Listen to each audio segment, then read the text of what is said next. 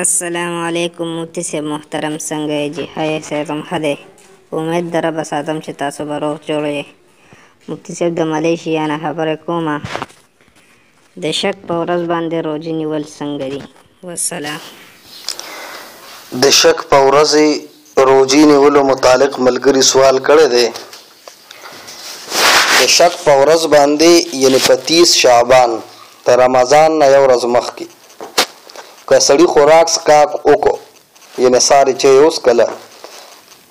او وروستو ورته پته ولګېده چې هلکه خلکو خو بېګا پېشمنۍ کړې ده او روژه وه نو په ده باندې لازم دي چې دغه ورځ کې باقي حصه کې خوراک نه کوي د روژهدارو په شانتې د خوراک نه منع شي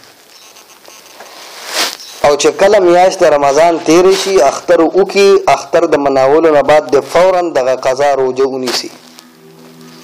اوس که چېرته د شک په ورځ باندې 30 شعبان دی د دا نیت وکړو چې روژه نیسم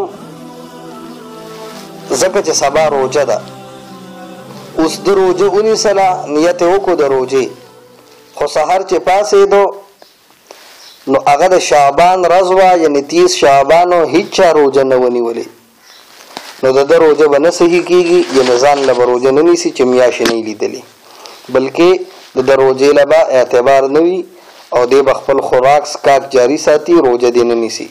کتاب الفقه علی المذاهب الاربعه جلد 1